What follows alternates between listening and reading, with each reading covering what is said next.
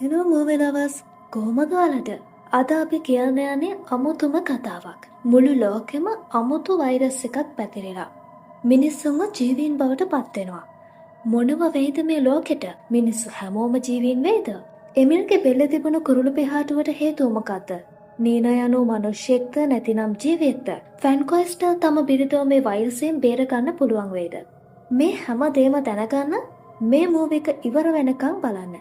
මේ චිත්‍රපටයේ නම තමයි The Animal Kingdom. මේකට IMDb දර්ශකයේ 6.7ක අගයක් ලැබිලා තියෙනවා. තවම අපේ SKD Movies YouTube channel එක subscribe කරලා නැත්නම් දැම්ම subscribe කරන්න. කතාව පටන් ගන්නෙම ෆැන්කොයිස් කියලා පුද්ගලයෙක් පෙන්නනවා. එයා යාගේ පුතා එමිල් සහ යාගේ බල්ලා එල්බර්ට් එක්ක බිරිඳ බලන්න හොස්පිටල් එකට යනවා. මගදී ලොකු ට්‍රැෆික් එකකට අහු වෙනවා. එමිල් සහ ෆැන්කොයිස් අතර බහින් බස්වීමක් සිද්ධ වෙනවා. කතාව දුරදිග ගිහින් එමිල් කාර් එකෙන් බහිනවා. එයා ඉස්සරහා තියෙන ඇම්බියුලන්ස් එකක් දකිනවා. ඒකේ අමුතු සද්ද ඇහෙන ගන්නවා. ෆැන්කොයිස් බහැලා එතනට එනවා.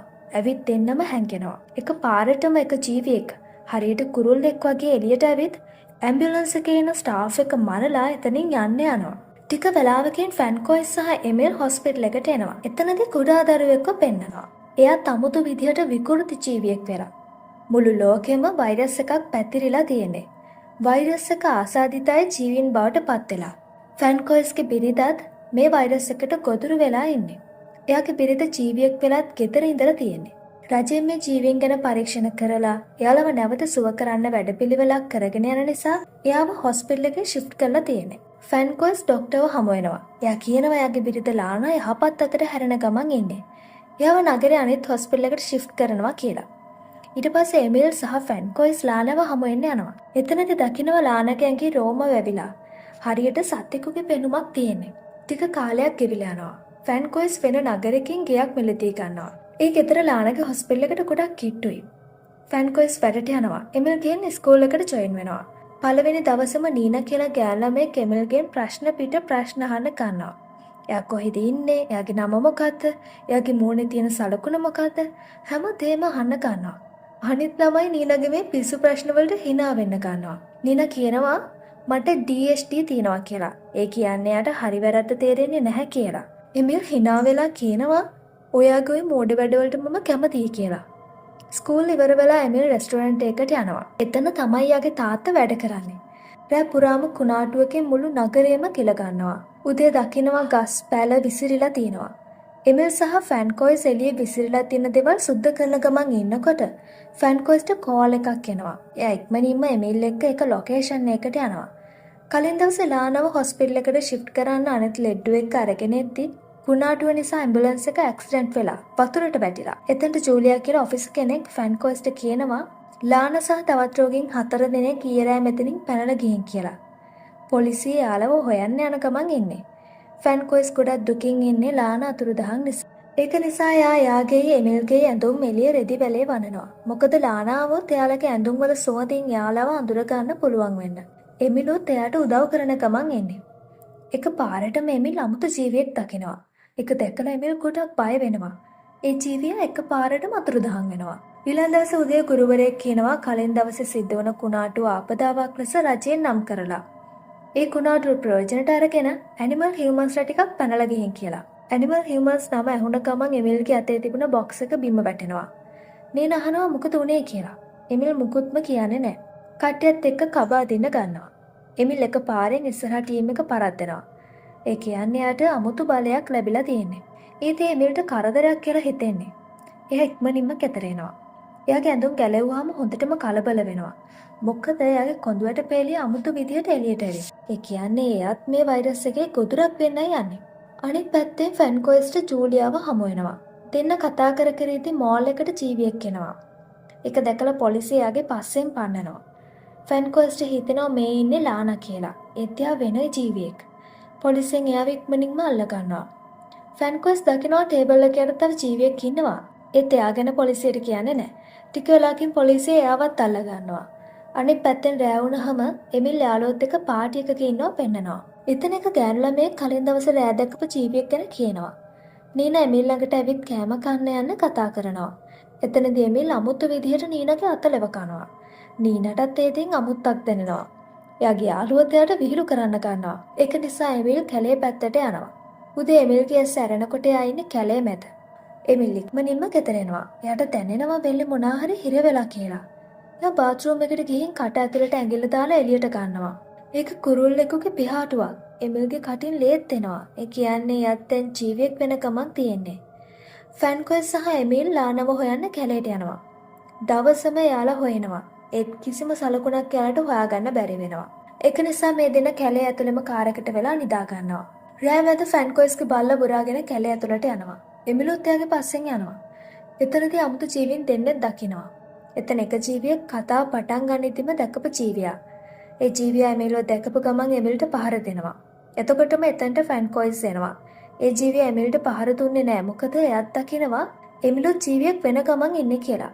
ෆැන්කොස් එමිල්ව එක්කගෙන හොස්පිටල් එකට යන්න යනවා. ඒත් එමිල් යන්න කැමති නෑ.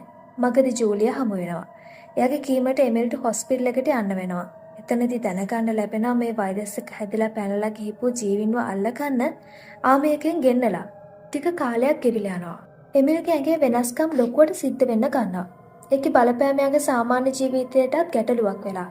එයාට බයිසිකල් එකේ පැඩලකවත් හරියට පාග ගන්න බැරි වෙනවා. නීනා බයිසිකලේ අරගෙන යාව ගෙදර එක්කන් එනවා. එමිල් ෆ්‍රිජ් එකේ දොර අරිනකොට මැරිච්ච කුරුල්ලෙක් ඉන්නවා. ඒ කුරුල්ලගේ පිහාටු හරියටම එයාගේ උගුර හිර වෙලා තිබ්බ පිහාටුව වගේමයි. නීනා කියනවා මේ කුරුල්ලා එළියේ මැරිලා හිටියේ. ඒක නිසා මම යාව ගෙනලා ෆ්‍රිජ් එකේ දැම්මා කියලා. ඒක අහලා එමිල්ට අමුත්තක් දැනෙනවා. නීනා කියනවා මම මේ කුරුල්ලා ආමයකට දෙන්න තියාගෙන ඉන්නේ කියලා. මොකද මේ සතාව යාලට ඒ ජීවින්ට කන්න දෙන්න පුළුවන් කියලා. එමිල් එතනින් යන්න යනවා. වතුරකට බැලලා මාළු අල්ලගෙන මාළු කන්න ගන්නවා. තව මාළු ටිකක් අරගෙන කැලේ ඇතුළට යන්න යනවා. මුලින්ම දැකපු ජීවියා එමිල්ගේ පැත්තට ඉගිල්ලිලා එනවා.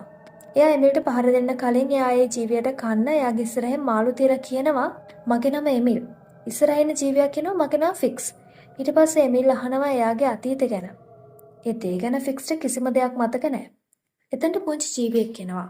එයා ෆික්ස්ගෙන් අහනවා මේ වගේ දරුවද කියලා. ෆික්ස් කියනවා නැහැ එයා මගේ පස්සෙන් එන්නේ කියලා. මොකද මේ වෙනකන් එයාට එයාගේ ගෙදර අය හම් වෙලා නැහැ. එමිල් දැනගන්නවා ෆික්ස්ට කුරුල්ලෝ වගේ ඉකිලෙන්න බෑ. ඒ නිසා එයාට කියාක්වත් නැහැ. එමිල් ෆික්ස්ට ගියක් හදාගන්න උදව් කරනවා. පොකුණේ තියෙන ලී කෑලිත් ඔක්කොම අයින් කරනවා. මේ උදව්වත් එක්ක එමිල්ගේ ෆික්ස්ගේ යාළුකමක් ඇති වෙනවා. අනිත් පැත්තෙන් ෆැන්කොයිස්ව පෙන්නනවා. රෙස්ටුරන්ට් එකේ පිටිපස්සේ ජීවියෙක් ඉන්නවා. එයා ලානා කියලා හිතලා ළඟට යනවා. ඒත් මේ ජීවියා වෙන කෙනෙක්. ඒ ජීවියා ෆැන්කොයිස්ට පහර දෙන්න හදනවා. එතකොට එතනට රෙස්ටුරන්ට් එකේ ඕන ඇවිත් ඒ ජීවියව සංසුන් කරලා කියනවා ඒ ඉන්නේ යගේ නාගි කියලා. එයාව පොලිසියෙන් බේරගන්න මෙතන හංගලා ඉන්නේ. ඒක ආපුවාම ෆැන්කොයිස්ට ලානාව මතක් වෙලා එයා කැලේ ඇතුළට යනවා. එතන ජීවියෙක් පේන්න ඉන්නවා. ඒත් එයා ලාන නෙමෙයි. ඒත් එයා ජූලියට බොරු කියනවා කැලේ ඇතුළේ ලානා ඉන්නවා දැක්ක කියලා. මොකද ලානව හොයාගන්න පොලිසියනොත් උදව් ගන්න පුළුවන් නිසා. ඊළඟ දවසේ උදේ එමිල්ගේ යාළුවා ජීවින් ගැන කතා වෙනවා. ලෝකේ හැමතැනම ජීවීන් හමු වෙනවා කියලා. ඊට පස්සේ ආ ෆික්ස් ළඟට යනවා. එතන ෆික්ස් ඉගිලෙන්න ප්‍රැක්ටිස් කරනවා. ඒත් සාර්ථක වෙන්නේ නැහැ. හැන්දෑවේ ෆැන්කොයිස් කැලේ ඇතුළට යනවා. එතනදී යාට එමිල්ගේ සයිකල් එක හමු වෙනවා. යාට කිසිම දෙයක් තේරෙන්නේ නැහැ. ඒත් එයා සයිකල් එක අරගෙන ගෙදර එනවා. බාත්රූම් එකේ සින්ක් එක සීල් වෙලා. සින්ක් එක සුද්ධ කරනකොට යාට හමු වෙනවා එමිල්ගේ කැරිලා ගියපු නියපොතු. එයා තේරුම් ගන්නවා එමිල් එක්කත් මොනවා හරි දෙයක් සිද්ධ වෙනවා කියලා. ටික වෙලාවකින් එමිල් ගෙදර එනවා. එයා ගේ ඇතුළට එනකොටම ෆැන්කොයිස් කියනවා එයාගේ ඇඟිලිවල නියපොතු පෙන්නන්න කියලා. එමිල් නියපොතු පෙන්නන්නේ නැතුව එතනින් දුවන්න ගන්නවා. ෆැන්කොයිස් පස්සෙන් ගිහින් එයාව අල්ල ගන්නවා.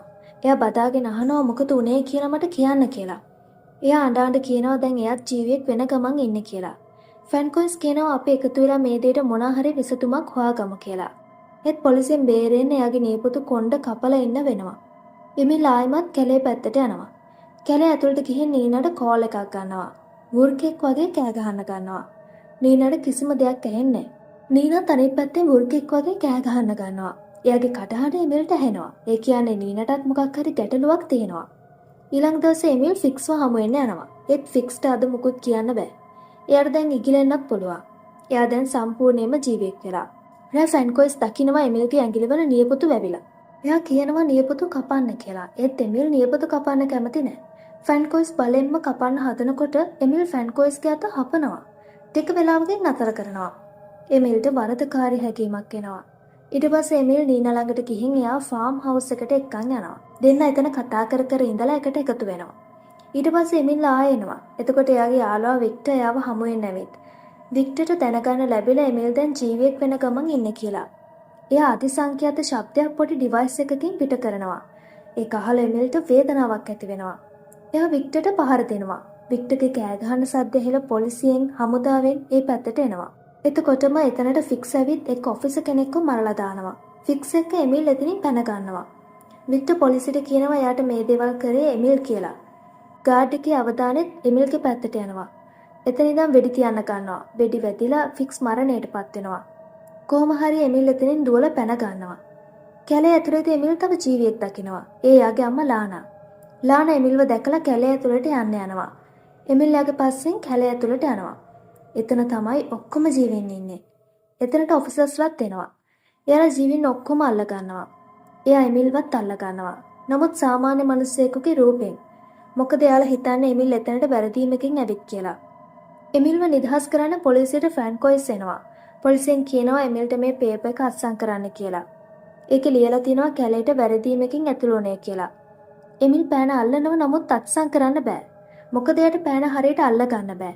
ඒක නිසා එමිල් කේන්තියෙන් කැදිරි ගන්නවා. ඒ සද්දේ පොලිස් ඔෆිසර්ස්ලාත් අහගෙන ඉන්නේ. ෆ්‍රැන්කොයිස්ගේ පුතා බේරගන්නේ පොලිස් ඔෆිසර්ට පහර දීලා එමිල් එක්ක එතනින් පැන ගන්නවා. මගදී එමිල් කියනවා මට ගෙදර යන්න බෑ කියලා. එයාට කැලේ ඇතුළේ ජීවත් වෙන්න ඕනේ ලානා එක්ක. මොකද එයාත් එහෙ ඉන්නේ. ෆ්‍රැන්කොයිස් තේරුම් ගන්නවා එමිල්ට යන්න දෙන්න ඕනේ කියලා. මොකද එයාගේ ලෝකෙ දැන් තියෙන්නේ එතන. වාහනේ කැලේ පැත්තට හරවනවා. කතාව අවසානයේදී එමිල් වොරුකෙක් වගේ කෑ ගහගෙන කැලේ ඇතුළට දුවනවා. එයා ගොඩක් සතුටින්. යාළුවනේ මේකත් එක්ක කතාව මෙතනින් ඉවර වෙනවා. තවත් වීඩියෝ එකකින් ඉක්මනින්ම හමු වෙමු. වීඩියෝ එක ලයික් කරලා කමෙන්ට් එකක් දාගෙනම යන්න. යාළුවන්ටත් බලන්න ෂෙයා කරන්න.